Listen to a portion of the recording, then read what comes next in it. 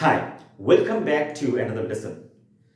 আজকে যে বিষয়টি নিয়ে আমি আলোচনা করতে যাচ্ছি, এই বিষয়টা আমার কাছে মনে হয়েছে মোস্ট ইম্পর্ট্যান্ট একটা টপিক। দেখি একটু টপিকটা কি। সেটা হচ্ছে ক্যান হ্যাভ আর কান্ট হ্যাভ এরপরে কি কি ব্যবহৃত হতে পারে। ঠিক আছে, আহ, আমরা প্রতিনিয়ত কিন্তু সেন্টেন্সে এই বিষয়গুলো লক্ষ্য করি। ঠিক আছে, ক্যান হ্যাভ আর কান্ট হ্যাভ দিয়ে বাক্যগুলো তৈরি হয়ে থাকে। আসলে এগুলোর পরে সাধারণত কি কি কনসেপ্ট আসতে পারে, আর কনসেপ্টগুলো আসলেও ঠিকমতো আন্ডারস্ট্যান্ড করতে পারি না, প্রবলেম হয়ে যায়। ঠিক আছে, কনফিউজড হয়ে পড়ি আসলে এগুলো কীভাবে ব্যবহৃত হয়েছে বা কি কি মিনিং দাঁড়ায়। ঠিক আছে, আশা করছি যে এই ভিডিওটা আপনাদের অনেক হেল্প করবে এই সংক্রান্ত জটিলতাগুলো ক্লিয়ার করতে। ঠিক আছে, আসুন শুরু করা যাক। তো অলরেডি আমি বলেছি যে ক্যান হ্যাভ আর কান্ট হ্যাভ এরপরে সাধারণত ফোর কনসেপ্ট আমি এখানে মেনশন করেছি। এই ফোর কনসেপ্ট ইউজ হতে পারে। ফার্স্ট কনসেপ্ট দেখি, নাউন। আমরা একটু জানি পার্সোনাল স্পিচের মধ্যে একটা হচ্ছে নাউন। নাউন বলতে আমরা কি বুঝি? নাউন বলতে আমরা সাধারণত বুঝি কোনো কিছু নামকে নাউন বলা হয়। ঠিক আছে, আমরা শর্টলি একটু শিখে গেলাম। তো এই ক্যান হ্যাভ আর কান্ট হ্যাভ এর পরে সাধারণত নাউন বসবে। ঠিক আছে, নাম্বার টু কি দেখি, ফার্স্ট পার্টিসিপল। তো ফার্স্ট পার্টিসিপল আসলে এই জিনিসটা কি একটু জানি।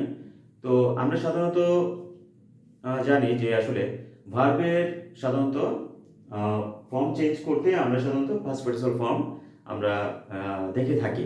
ঠিক আছে, যেমন একটা ভার্ব যদি বলি যে আমি প্রেজেন্ট টেন্সে একটা ভার্ব হচ্ছে গো, পাস্ট টেন্সে তারই পরিবর্তন হবে হচ্ছে ওয়েন্ট, এবং ফার্স্ট পার্সন ফর্মে গন, গো ওয়েন্ট গন। ঠিক আছে, অর্থাৎ ক্যান হ্যাভ আর কান্ট হ্যাভ এর পরে সাধারণত আমরা ভার্বে ফার্স্ট পার্সন ফর্ম ব্যবহার করে থাকবো। ঠিক আছে, number three, adjective plus noun. তো ক্যান হ্যাভ আর কান্ট হ্যাভ এর পরে অ্যাডজেক্টিভ প্লাস নাউন হবে। ঠিক আছে, এই কনসেপ্টটা আসতে পারে। তো অ্যাডজেক্টিভ সম্পর্কে আমরা একটু জানি।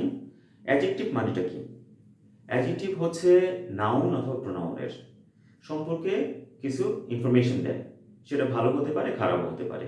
অর্থাৎ আমরা বলতে পারি নাউন বা প্রোনাউনের দোষ, গুণ, অবস্থা, সংখ্যা, পরিমাণ, এগুলো আমরা ছোটকালে বইয়ের মধ্যে পড়েছি এবং এখনো জানি, এখনো পড়তে হচ্ছে। ঠিক আছে, অর্থাৎ অ্যাডজেক্টিভটা হচ্ছে সাধারণত নাউনকে মডিফাই করে, অর্থাৎ নাউন বা প্রোনাউন সম্পর্কে এডিশনাল কিছু ইনফরমেশন দেয়। ঠিক আছে, তার সাথে কি বসবে? নাউন বসবে। ওকে, তো ক্যান হ্যাভ আর কান্ট হ্যাভ এর পরে আমরা থার্ড কনসেপ্টটা দেখলাম, অ্যাডজেক্টিভ প্লাস নাউন বসবে বা বসতে পারে। ঠিক আছে, নাম্বার ফোর দেখি, ফোর কনসেপ্টে দেখি, first participle plus noun. Already আমরা জেনেছি ফার্স্ট পার্টিসিপল কি, এবং তার সাথে নাউন বসবে। আসুন এগুলোর ব্যবহার এখন দেখি। তো প্রথম কনসেপ্টটা আমি কি বলেছি, নাউন। ক্যান হ্যাভ আর কান্ট হ্যাভ এর পরে নাউন বসবে। আর নাউন বসলে এখানে দেখুন শর্টলি আমি একটু মেনশন করেছি, সেটা হচ্ছে যদি নাউন বসে ক্যান হ্যাভ আর কান্ট হ্যাভ এর পরে মিনিংটা আসলে কি দাঁড়ায়, এর অর্থটা সামর্থ্য বা নিশ্চয়তা প্রকাশ অর্থে। ঠিক আছে, আমি আবার বলছি, সামর্থ্য বা নিশ্চয়তা প্রকাশ অর্থে। ঠিক আছে, এই ক্যান হ্যাভ আর কান্ট হ্যাভ এরপরে নাউন বসবে। ওকে, আর এইভাবে যখন আমি একটা সেন্টেন্স মেকিং করব তখন এর এক্সপ্রেশনসগুলো অবশ্যই কিন্তু প্রেজেন্ট ইনডিফিনিট টেন্সে হবে। কি হবে? প্রেজেন্ট ইনডিফিনিট টেন্সে। আমরা এমনিতেই কিন্তু জানি যে প্রেজেন্ট ইনডিফিনিট টেন্সের মানেটা কি বা স্ট্রাকচারগুলো কি। তো প্রেজেন্ট ইনডিফিনিট টেন্স অর্থে বর্তমানে কোনো কাজকে হওয়া বোঝায়। ঠিক আছে, যায়, খায়, না, এরকম এখন কাজটা করতেছে বা কাজটি করে, এরকম কিছু। তো আমরা মানে এই স্ট্রাকচারটা যদি একটু বুঝতে চেষ্টা করি, সাবজেক্ট প্লাস মূল ভার্বের প্রেজেন্ট ফর্ম। ঠিক আছে, এমনিতে আমরা প্রেজেন্ট ইনডিফিনিট টেন্স বা প্রেজেন্ট টেন্সে সাধারণত আমরা স্ট্রাকচারটা এভাবে জানি। একটি জিনিস লক্ষ্য করুন, সেটা হচ্ছে যখনই আমরা সেন্টেন্স মেকিং করব can have or can't have এর পরে নাউন দিয়ে অবশ্যই সেন্টেন্সের এক্সপ্রেশনসগুলো প্রেজেন্ট ইনডিফিনিট টেন্সে হবে এবং অর্থ কিন্তু সামর্থ্য বা নিশ্চয়তা প্রকাশ অর্থে এরকম বোঝাবে। ঠিক আছে, ইংরেজি গঠনটা দেখে বা স্ট্রাকচারটা দেখি, subject plus can have or can't have plus noun plus extension বা আদার ওয়ার্ড, আরও কিছু শব্দ থাকতে পারে, ঠিক আছে, নাউনের পরে। বেঙ্গলি মিনিংটা দেখি, থাকতে পারে বা পারে না, এরকম কিছু, ঠিক আছে। এখানে দেখুন দুইটা এক্সাম্পল আমি দিয়েছি। এই দুটো এক্সাম্পলের মাধ্যমে বিষয়টা আশা করছি ক্লিয়ার হয়ে যাবে।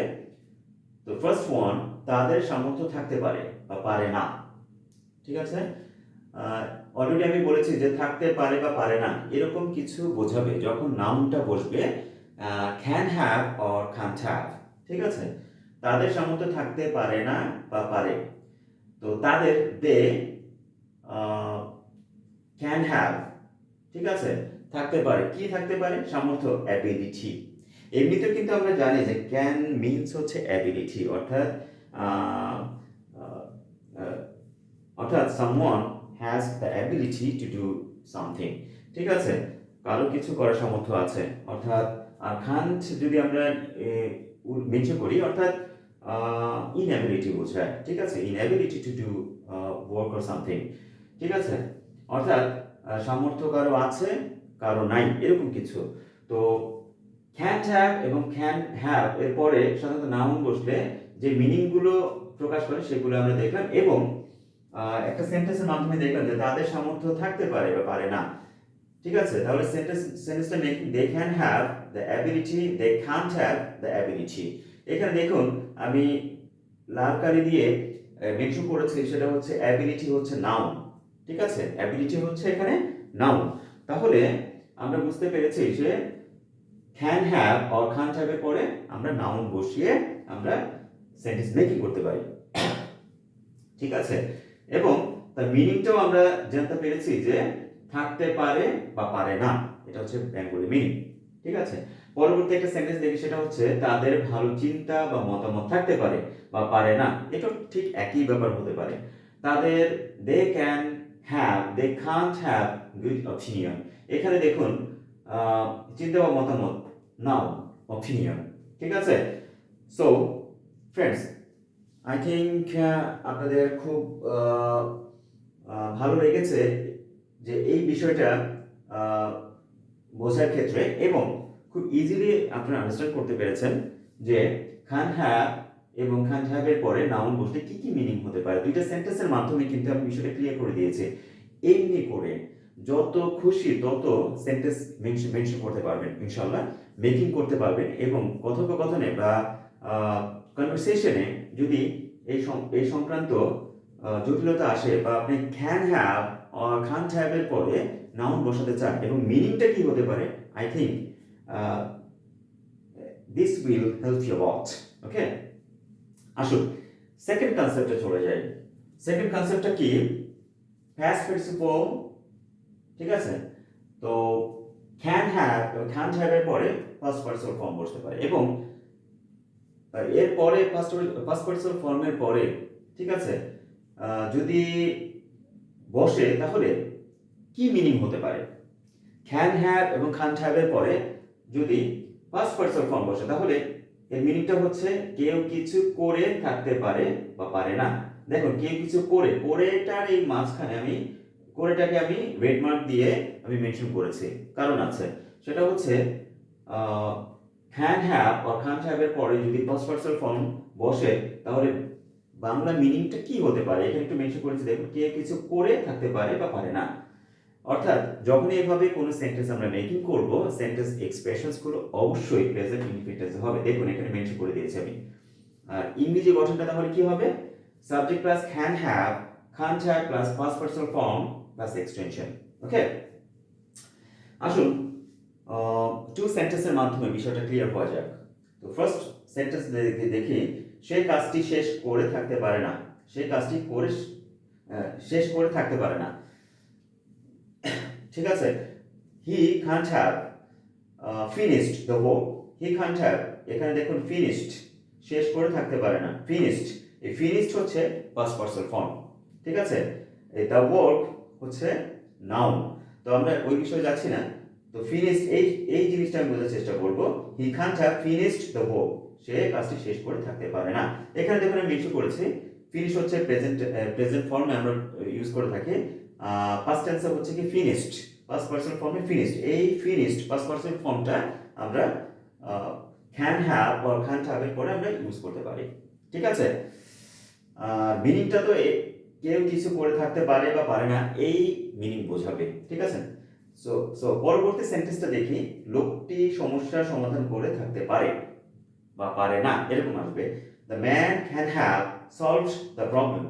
আমি আবার বলছি, দ্য ম্যান ক্যান হ্যাভ সমাধান করে সলভড দ্য প্রবলেম।